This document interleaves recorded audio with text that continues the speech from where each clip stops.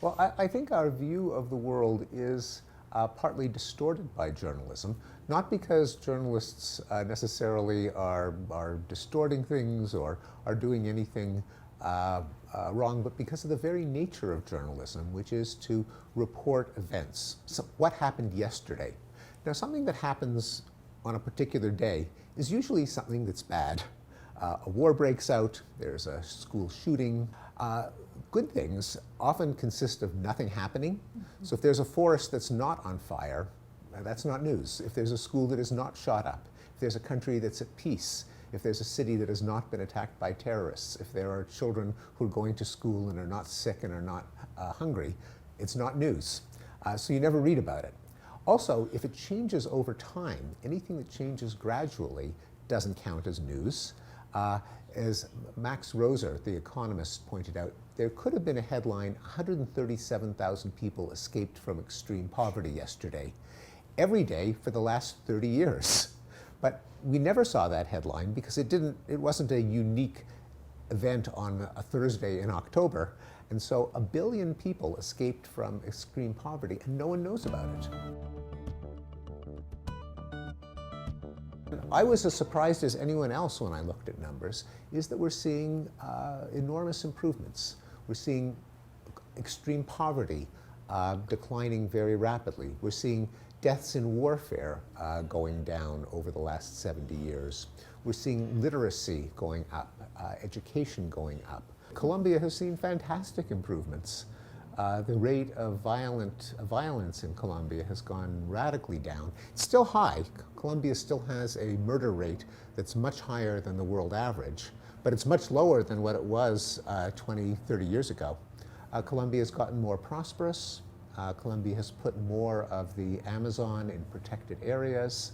Colombia, even in a part of the world that does not have a history of democracy, Colombia has a long history of democracy. Colombia is a relatively happy country. I think part of the rise of populism is that people think that all of our institutions are failing, that terrorism is making the world worse, that people are poorer than they used to be, that there's more violence, and then they conclude, let's tear down our institutions. We are in such a crisis that things could not get worse, and let's destroy everything, and anything that rises from the ashes and the rubble is bound to be better than what we have now.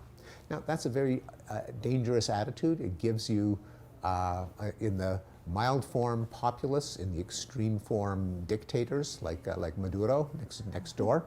I think that the news section should be just like the weather and the sports and the business and present data.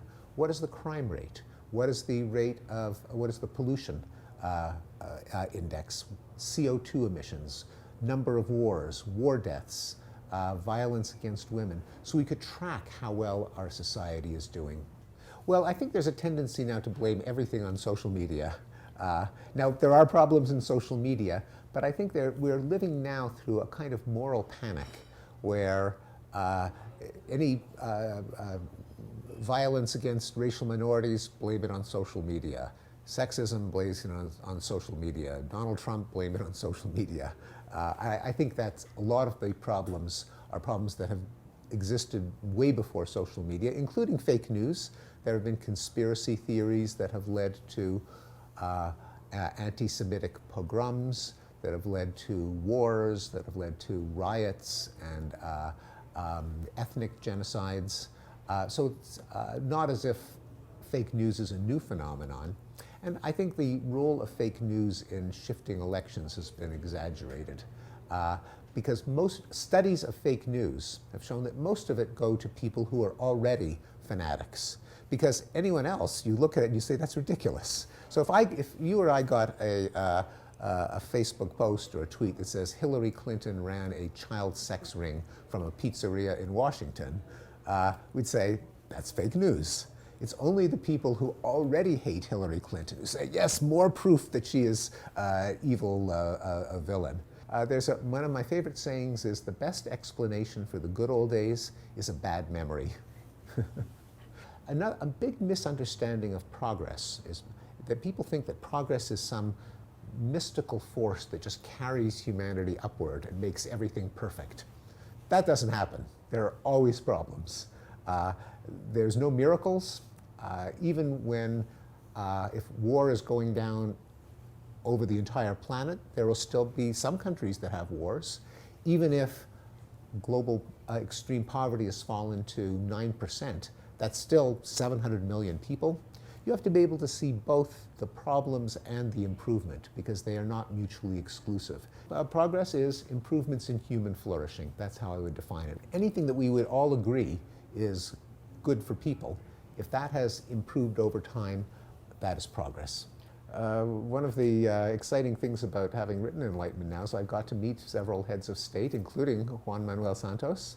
I co-authored a article in the New York Times with President Santos when the peace agreement was made, because it was I thought it was a huge historical milestone. It was the last war in the Western Hemisphere and the last war of the Cold War finally ended.